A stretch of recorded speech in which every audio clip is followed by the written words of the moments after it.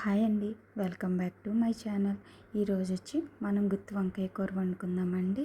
నేనైతే చిన్నగా మువ్వ వంకాయలు తెచ్చుకున్నానండి. ఓ బౌల్ తీసుకుని దాంట్లో శుభ్రంగా వాష్ చేసుకుందామండి.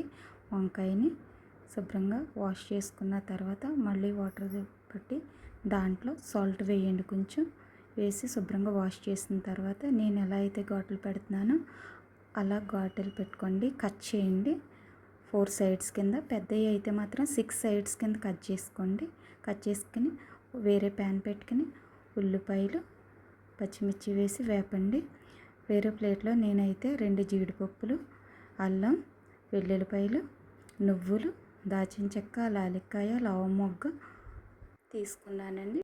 ఫ్రై అయిన ఉల్లిపాయలని మనం మిక్సీలోకి తీసుకుని ఇందాక చూపించిన మసాలాలు వేసేసుకుందామండి. జీడిపప్పు అన్నీ చూపించాను కదా, వేసుకుందామండి. తర్వాత వంకాయలు వేపుకోండి.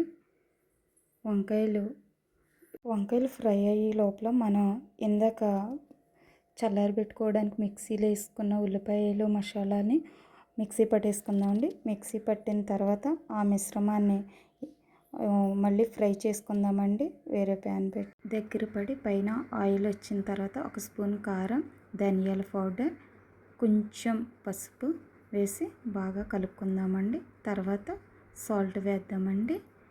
వేసి ఇందాక మనం మిక్సీ పట్టిన దాంట్లో వాటర్ పోసుకున్న వాటర్ దీంట్లో పోసుకుందామండి. ఇంకొంచెం వాటర్ సరిపడగా వేయండి. ఒక బుల్లి గ్లాసులు వేసుకుందాం. వేసాక ఇందాక వేపుకున్న వంకాయలు దాంట్లో వేసేసుకుందామండి. అది దగ్గర పడే వరకు సిమ్లోకి పెట్టి కొంచెం తిప్పి దగ్గర పడింది చూడండి. కొంచెం బాగా దగ్గర పడే వరకు వండుదామండి. మనం బయట భోజనాల్లో తింటాం కదండి, అంతకన్నా బాగుంటుంది. చాలా ఘాటులు పెట్టి దాంట్లో ఈ మిక్సర్ని పెట్టి అలా అయితే లోపల ఉండిపోయి కూర బాగోదండి. ఇలా అయితే మొత్తం కూరతో పాటు వంకాయలు కూడా బాగా ఉడుకుతాయి కాబట్టి చాలా బాగుంటుందండి. మీ దగ్గర కొత్తిమీర అలా ఏమన్నా ఉంటే వేసుకోండి. నేనైతే కరివేపాకు వేసి వేరే బౌల్లో తీసేసుకున్నానండి. అంతే, వేడి వేడి ఆంధ్ర స్టైల్ గుత్తి వంకాయ రెడీ.